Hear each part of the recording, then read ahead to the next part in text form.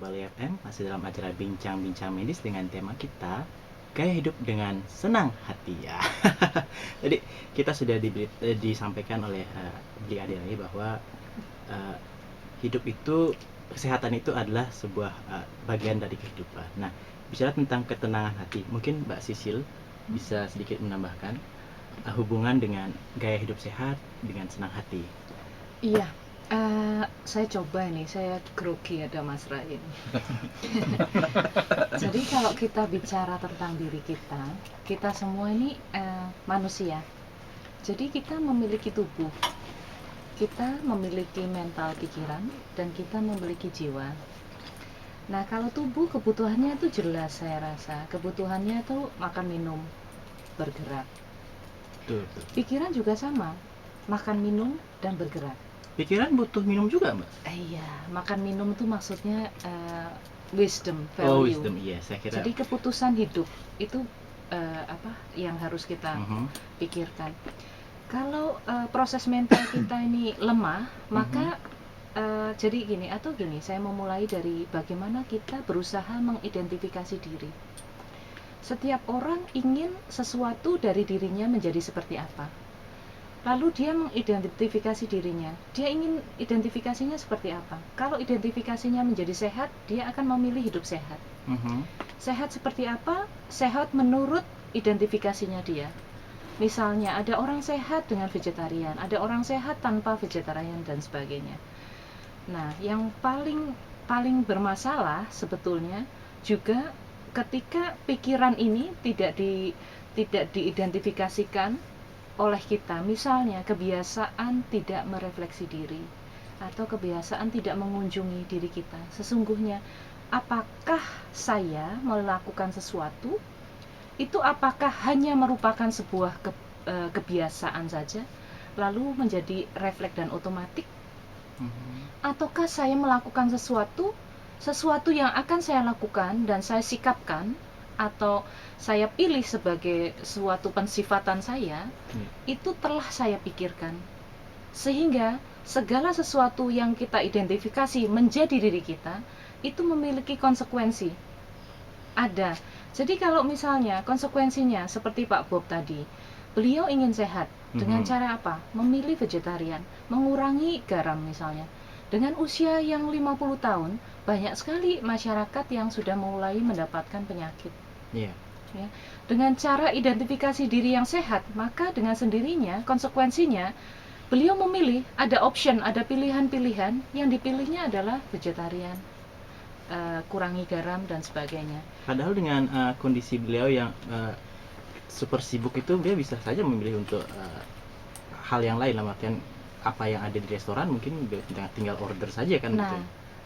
Iya, konsekuensinya itu kan konsekuensinya harus operasinya harus apa? Menyiapkan pagi. Jadi sebelum tidur pun pasti Pak Bob berpikir besok saya akan bawa apa?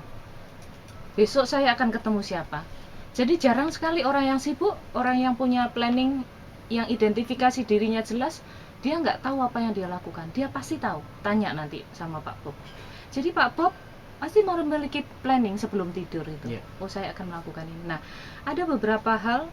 Kita ini perlu nutrisi. Pikiran, nutrisinya adalah sebuah pemikiran kesadaran. Jadi orang kadang-kadang gini, sudahlah, kok ngomong, sudahlah, saya yang penting ngelakoni seperti air gitu ya. Tapi seperti apa sesungguhnya? Kadang-kadang orang justru menjadi sangat apatis. Nggak apa-apa saya sakit, kan emang sudah gini, Tuhan kasih saya kesempatan untuk sakit. Manusia pasti sakit, begitu mungkin. Iya. Jadi sebetulnya memang alam semesta ini menyediakan apapun. Pilihan sakit dan pilihan sehat juga disediakan. Jadi jiwa kita ini jiwa yang aktif untuk memilih. Pilihannya selalu aktif. Jadi sebetulnya kita ini manifestasi dari energi yang luar biasa, yang sungguh sempurna, boleh memilih. Nah, disinilah disediakan bahwa saatnya kita memilih yang sesuai dengan identifikasi kita. Di alam semesta ada matahari, ada air, ada ada makanan, ada hubungan yang sehat, ada keinginan diri melakukan sesuatu pekerjaan yang kita cintai. semuanya pilihan. Jadi seperti identifikasi tentang sukses. Kebanyakan orang mengidentifikasikan sukses adalah identik dengan materi, Iya. identik dengan apa yang kita miliki yang menjadi sebuah image. Mhm. Tetapi kesuksesan untuk sehat dan senang hati dan bahagia adalah identifikasi kita mulai dari tubuh, pikiran dan jiwa.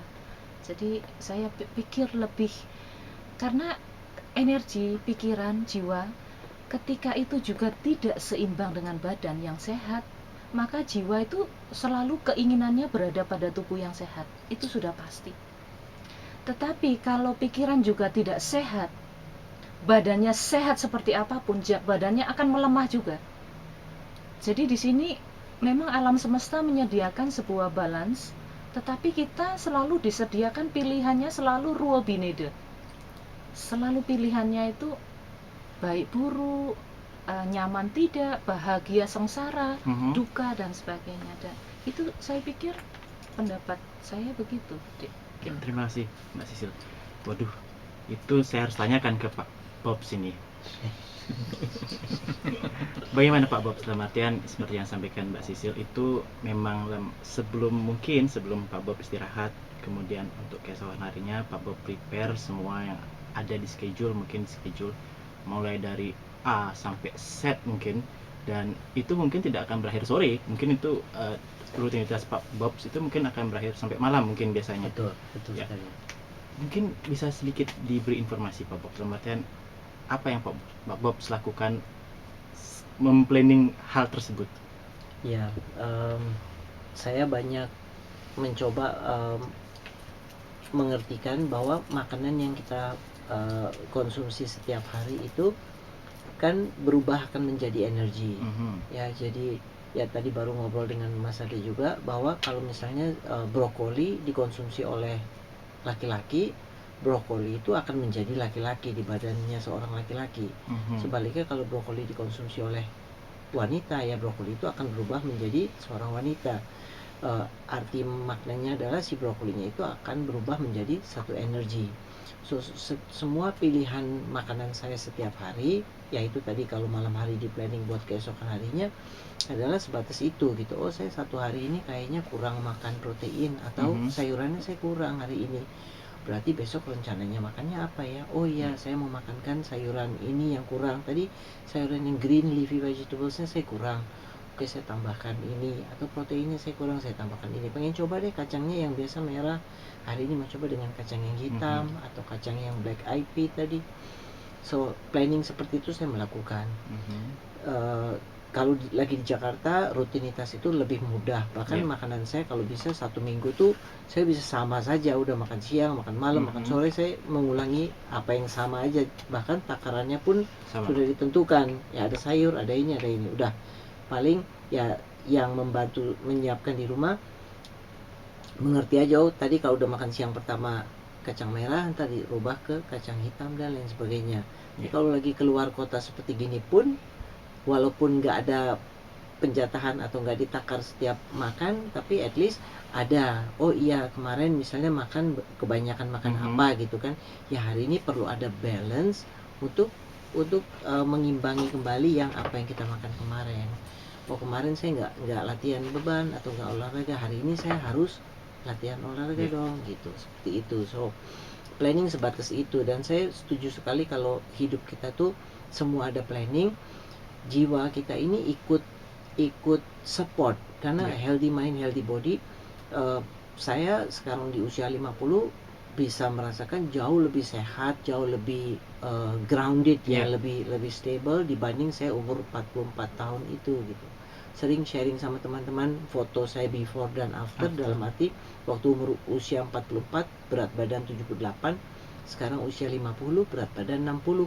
Tetapi yang lebih banyak pengaruh tuh physical appearance-nya yang jauh sekali berubah. Banyak sekali yang saya bisa dapat dari itu gitu. Body feels so energetic now rather than before. Padahal kalau dilihat rutinitasnya tadi saya sebut bangun jam 4 pagi, jam 10 malam, ya maybe 9:30 I'm asleep already. Jadi kalau dulu juga kurang lebih hampir seperti itu, lifestyle-nya nggak terlalu banyak berubah lah. Yang berubah adalah pola pemikiran dan lifestyle. Dan Pak Bob menjalani itu selama 7 tahun. Sekarang ini yang seperti ini, yang very Mhm. fokus ya, kalau aku nggak bilang strict Iya, ya, iya. tapi lebih ke fokus ya, sudah 7 tahunnya sekarang. Dan itu sudah senang hati, dalam artian itu sudah dari part of your life. Senang hati, sangat senang, Sangat walaupun banyak teman-teman suka mengatakan, ah masa sih makan tempe polos begitu Aha. atau apa. Justru badannya malahan craving atau ingin mencari makanan seperti itu. Tadi saya sebut saladnya yang mentah, ya saya prefer makan salad mentah. Mhm. Maximum ya tambahin olive oil dressing, that's it, tapi nggak pakai mayones, nggak Iya. pakai apa, nggak pakai apa. The body doesn't ask for that gitu. Iya. Badannya dapat yang organik, yang vegetarian, yang clean, lean gitu, malah lebih excited to see this kind of food. Iya. Waduh, luar biasa. Dalam artian Bapak Bobs ini sudah menjalankan 7 tahun, walaupun tidak strike, tapi itu sudah dengan senang hati menjalaninya. Ya, Mungkin para pasti. pendengar di rumah yang mungkin sekarang usianya mungkin masih 40 dan akan menuju 50, ada bagusnya untuk mencoba vegetarian. Masih 20 ya. Mungkin Dokter Tanjung bisa memberikan informasi sedikit, Dokter. Oke. Apa yang dihadapi oleh Pak Bob sebelum umur 50 itu kan adalah sebuah proses di mana tubuh itu bisa dikatakan gemuk ya. Ya. Gemuk. Saya sama seperti saya yang mencari berat 60 itu susah loh. Susah sekali. Mungkin saya coba ini sedikit ya, karena ini ada beberapa salah konsep juga. Aha. Seperti tadi kan, karena saya baru beberapa waktu lalu juga ada orang mengatakan seperti kata Bu Sisil tadi, menganggap sakit itu adalah cobaan. Iya. Iya, ini kan cobaan. Pertama dia bilang, oh kan saya sudah tua. Saya bilang, kebetulan dia kena stroke. Saya bilang, enggak Pak. Kalau orang tua kena stroke, berarti yang lebih tua dari Bapak harusnya stroke semua dong. Iya, tapi banyak yang tidak stroke. Banyak yang nggak stroke, berarti kan bukan karena tua kan? Iya. Ya ini kan cobaan Tuhan. Saya bilang, enggak. Tuhan tidak sekejam itu. Saya bilang, sakit bukan cobaan. Sehatlah cobaan sebenarnya. Pada saat sehatlah kita dicoba. Tadi ada makan yang tadi ya, junk food enak, ngerokok nikmat, olahraga nggak nikmat malahan ya, alkohol enjoy dan segala macam ya. Itulah cobaan. Sakit hanyalah akibat kita gagal dalam cobaan. Jadi pada saat sakit kita tidak berhak menyalahkan siapapun, apalagi menghujat Tuhan. Iya. Ya, kalau cobaan Tuhan sekejam itu Tuhan kan tidak seperti itu kan, adil. Tuhan tidak adil kan seperti itu jadinya kan. Padahal itu kan proses Iya, ya. proses. Kemarin dia bilang, iya gara-gara kemarin Bapak makan gulai kambing ini sebelum stroke istrinya Iya. bilang. Saya bilang tidak, bukan gara-gara gulai kambing. Bukan gara-gara sepiring gulai kambing, tapi beribu-ribu gulai kambing sebelumnya. Saya iya kan? Iya. Jadi ingat, sakit itu tidak proses yang langsung ya kan. Mhm. Itu kan proses yang bertahap bertahun-tahun, Iya. menumpuk akumulasi. Kronis ya. Iya. Iya. Jadi artinya tubuh itu sebenarnya memiliki kapasitas untuk mempertahankan kesehatan itu, tapi Iya. karena kita sewenang-wenang, Mhm. kita sewenang-wenang mengabaikan, Iya. hanya mengejar kenikmatan sesaat, akhirnya itu jadi korban. Iya. Mungkin sedikit tambahan, kadang saya katakan ibaratnya sehat itu seperti istri. Sehat itu seperti Iya, karena saya nggak punya suami ya, saya bilang seperti istri jadinya, bukan seperti suami. Susah karena saya nggak punya suami. Saya Ya. nggak punya suami. Iya, sangat ya.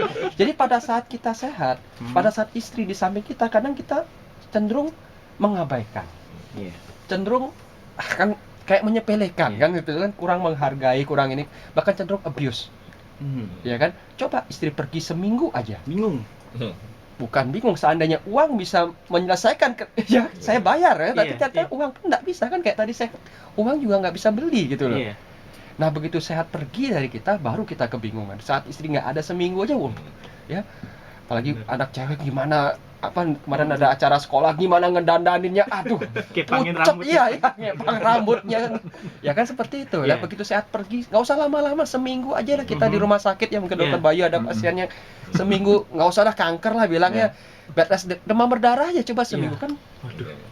Ya, nah begitu dia pergi dari kita, kayak tadi bilang Mas Ade, sehat, apa yang sehat tuh pada saat kita sehat tuh begitu mudah dan murah. Yang susah tuh niatnya. Niatnya. Tapi pada saat sakit, niat sembuh tuh begitu besar. Yang susah apa? Mahal dan tidak bisa kan, dan Iya. mahal dan belum tentu bisa dibayar kan itu kan. Iya, betul betul. Jadi pada saat sehat itu begitu mudah dan murah. Sayang niat untuk sehat itu yang sulit kan itu. Sulit, Tapi ya. begitu kita sakit, ya tentu niat pertama pasti niat sembuh, mau bayar berapapun bayar kan itu kan, mau Iya, ke Singapura berangkat kan seperti itu Pasti. jadinya kan, demi Demi- sekeping sehat. Iya. dalam artian sehat itu mahal dan tidak ada harganya. Iya. Belum tentu bisa dibayar lagi Iya, kan? belum tentu bisa dibayar. Jadi kesehatan itu jadi para pendengar di rumah itu perlu aware. Iya. Jangan dalam arti sekarang masih muda, oke lah kita pergi minum-minum. Ya itu tidak bagus lah. Kemudian kita makan babi guling, kalau sepiring sih tidak masalah. Tapi ingat beribu-ribu piring itu. Beribu piring itu yang berbahaya. Juga merokok, kasus merokok itu juga semakin besar loh. Kalau tidak salah kemarin saya sempat baca di Facebook itu bahwa ada yang sampai memang benar seperti di iklan yang tenggorokannya Ya. berlubang. Saya tidak bisa sebut nama, mungkin saya sempat baca di sosial media seperti itu. Kemudian juga itu katanya ini di Indonesia itu obesitasnya sudah mulai meningkat. Jadi itu benar ya? Kira-kira. Iya, bukan Indonesia ya, secara global dunia, bahkan sekarang obesitas mengambil ranking nomor 1 sebagai penyebab kematian yang bisa dicegah. Ya, di US juga. Ya, nomor 1 ya, melewati rokok bahkan. Melewati sekarang. rokok. Melewati Bahkan rokok. di US itu, Mr. Kinsori, pemerintah sudah mulai memasuki restoran-restoran. Iya. Jadi termasuk juga fast food. Mhm. Mereka mulai distandarisasi jenis minyak apa yang digunakan, Iya. jenis tepung apa yang digunakan, sehingga mereka tidak mensupport.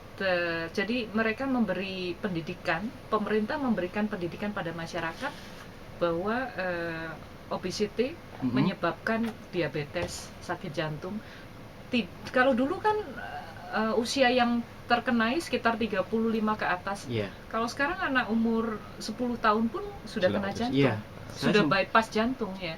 Jadi memang sangat mengerikan. Keponakan saya sendiri itu gedenya nggak ketulungan. Karena seperti yang dikatakan, makan minum soft drink itu Ya. baik, cuman tidak baiknya itu ketika berlebihan gitu.